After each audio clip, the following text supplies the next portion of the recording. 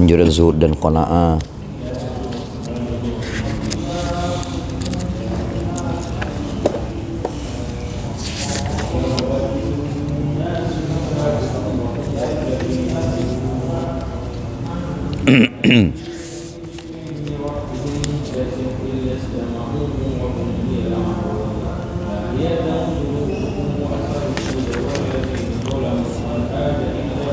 Umar Darda berkata kepada suaminya Abu Darda, mengapa engkau tidak mencari harta seperti yang dilakukan oleh fulan? Abu Darda menjawab, aku telah mendengar Rasulullah SAW bersabda, di hadapanmu ada persinggahan yang susah untuk dilalui, yaitu padang mahsyar. Siapa yang membawa beban berat menanggung hisab, maka ia tidak akan mudah melewatinya. Oleh karena itu, hatiku ingin melewati persinggahan itu dengan ringan. Mishkat. Sahabat radhiyallahu anhum sangat takut dengan apa yang akan terjadi pada diri mereka pada hari kiamat kelak. Karena itu mereka senantiasa sibuk memikirkannya dan bersiap-siap menghadapinya. Sedangkan kita selalu dikuasai oleh kekhawatiran dunia dan tidak mengingat sedikit pun persinggahan tersebut. Suatu ketika Hasan bin Sinan rahmatullahi pergi ke suatu tempat. Di tengah perjalanan ia melihat sebuah rumah yang dulunya tidak ada di situ. Ia berkata, kapan rumah ini dibangun? Kemudian dia berkata kepada dirinya sendiri, mengapa engkau menanyakan sesuatu yang sia-sia? Aku akan menghukummu dengan berpuasa setahun karena berkata sia-sia. Suatu ketika Umar radhiyallahu anhu ketinggalan salat berjamaah. Maka untuk meliput kesedihannya, ia menyedekahkan kebun seharga 200.000 dirham. Ibnu Umar radhiyallahu anhu berkata bahwa jika Umar radhiyallahu anhu ketinggalan salat berjamaah, maka ia akan bangun sepanjang malam sebagai gantinya. Suatu ketika dia terlewat salat maghrib, maka sebagai gantinya ia memerdekakan 2 orang hamba sahayanya. Oleh karena itu, seseorang yang merasa malas beribadah hendaknya bergaul dengan mereka yang kuat beribadah. Jika tidak ditemukan orang seperti itu, hendaklah dia membaca kisah-kisah para ahli ibadah dengan penuh kesungguhan dan berniat untuk mengambil i'tibar dari kisah-kisah tersebut. Kisah-kisah tersebut banyak terdapat dalam kitab Raudhur Riyahin yang telah diterjemahkan secara ringkas dalam bahasa Urdu dan dalam buku yang berjudul Nazhatul Basatin. Seorang ahli wara berkata, jika aku mulai malas beribadah, maka aku akan merenungkan kisah Muhammad bin Wasi' rahmatullahi alaihi, dan selama seminggu itu aku akan melakukan hal itu.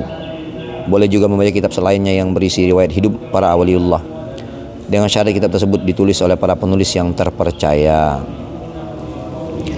Dengan membaca kisah kehidupan mereka akan mendatangkan manfaat yang besar untuk menumbuhkan semangat beribadah. Di samping itu hendaknya juga direnungkan tentang semua perjuangan mereka. Kini jerih payah mereka sudah berakhir dan yang tersisa adalah kenikmatan-kenikmatan yang kekal abadi dan kesenangan serta kedamaian yang tidak akan berakhir sama sekali. Betapa menyesalnya orang-orang seperti kita yang setelah melihat dan mengetahui kisah-kisah mereka namun masih sibuk dalam usaha mencari kelezatan dunia tanpa mengambil iktibar pelajaran dari kisah kehidupan mereka yang telah menerima kenikmatan abadi. Ali radhiyallahu anhu berkata, menurut sebagian orang ini adalah sabda Nabi SAW, semoga Allah SWT merahmati orang-orang yang terlihat sakit padahal mereka sebenarnya tidak sakit. Mana yang maksud perkataan Ali radhiyallahu anhu ini? Hasan Basri rahmatullahi alaihi berkata, karena terlalu kuat beribadah, maka orang itu menjadi sangat lemah sehingga manusia menganggap bahwa mereka itu orang sakit. Disebutkan bahwa ia juga pernah berkata, aku pernah melihat dan bergaul dengan orang-orang yang tidak merasa gembira sedikit pun ketika mendengar keduniaan dan tidak merasa sedih sedikit pun ketika keduniaan hilang dari mereka. Dalam pandangan mereka, hakikat kebendaan dunia lebih hina daripada tanah yang diinjak oleh sandal mereka. Aku pernah melihat orang yang tidak mempunyai pakaian lebih untuk disimpan, tidak pernah mempunyai keinginan untuk memakan makanan yang lezat, tidak pernah meminta untuk disediakan makanan, tidak pernah menggunakan alas tidur sepanjang hayatnya. Bila mengantuk, ia akan berbaring di atas bumi dan langsung tidur tanpa memakai alas kasut. Langsung tidur tanpa memakai alas tidur antara bumi dan tubuhnya. Mereka adalah orang-orang yang mengamalkan kitab Allah dan sunnah Rasulullah SAW sepanjang malam. Mereka berdiri dalam sholat dan meletakkan dahinya di dalam sujud, seraya mengalirkan air mata di pipinya. Sepanjang malam mereka berbincang-bincang dengan Rabb mereka.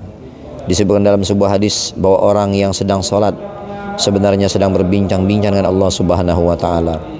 Mereka selalu memohon keselamatan.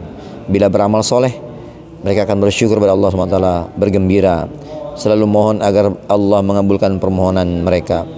Bila terjadi sesuatu yang tidak baik, mereka sangat gelisah dan segera bertaubat, memohonkan ampun dan istighfar kepada Allah Subhanahu wa Ta'ala. Ketika Umar bin Abdul Aziz rahmatullahi jatuh sakit, maka sekelompok orang datang menjenguknya. Di antara mereka ada seorang yang sangat lemah, pucat dan kurus. Umar rahmatullahi berkata padanya, "Mengapa engkau seperti ini?" Orang itu menjawab, "Karena saya sering sakit dan kurang sehat." Umar rahmatullahi berkata, "Tidak, katakanlah yang sebenarnya." Orang itu berkata, "Ketika saya mencicipi kelezatan dunia, ternyata rasanya sangat pahit. Kecantikannya, kesenangannya, kelezatannya, semuanya menjadi hina dalam pandangan saya. Dalam pandangan saya, emas dan batu sama saja.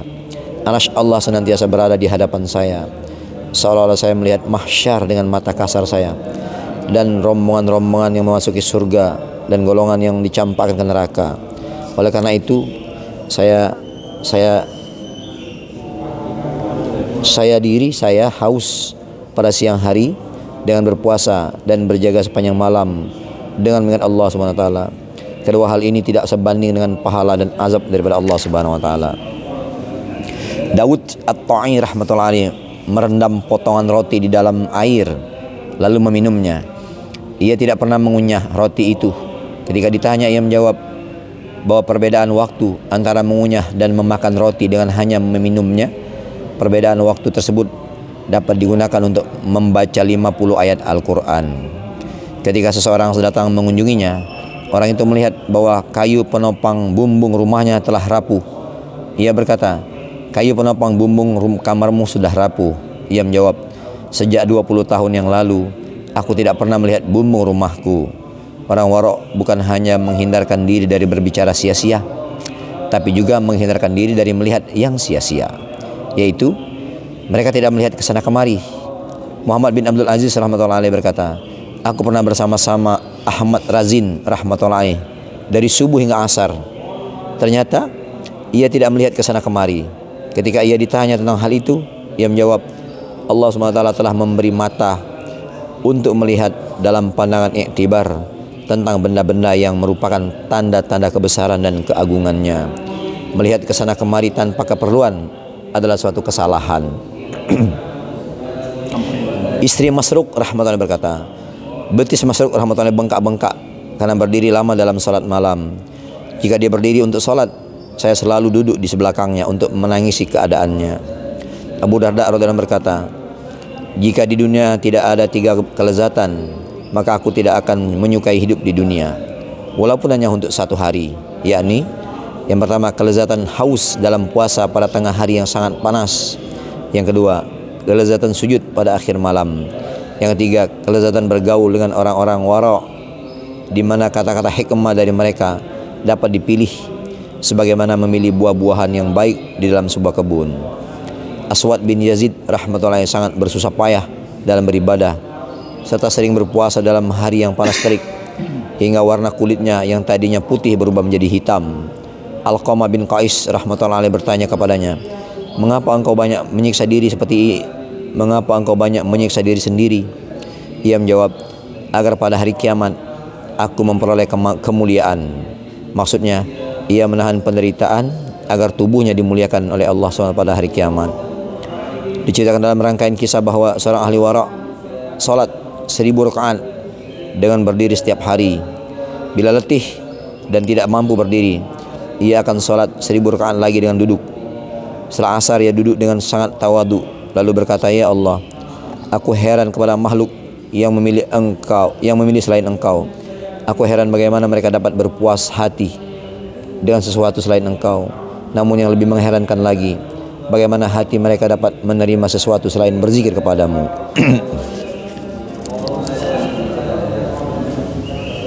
Junaid al-Baghdadi rahmatullahi menceritakan bahwa ia tidak pernah melihat siapapun yang lebih kuat beribadah selain daripada Siri Sakati rahmatullahi alaihi.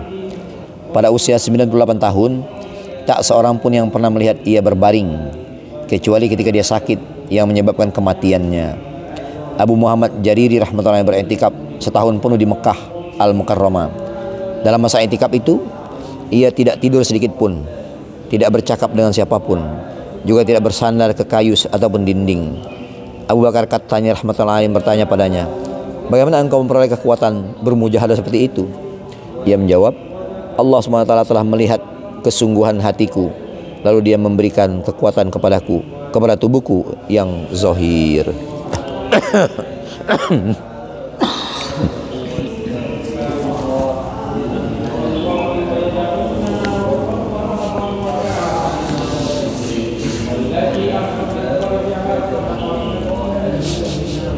Fadilah Al-Quran. An Abdillah bin Mas'ud radhiyallahu anhu yaqul qala Rasulullah sallallahu alaihi wasallam, man qara'a harfan min kitabillah falahu bi hasanah wal hasanah bi asyri amsalha. La aqulu alif lam mim harfun walakin alifun harfun wa lamun harfun wa mimun harfun.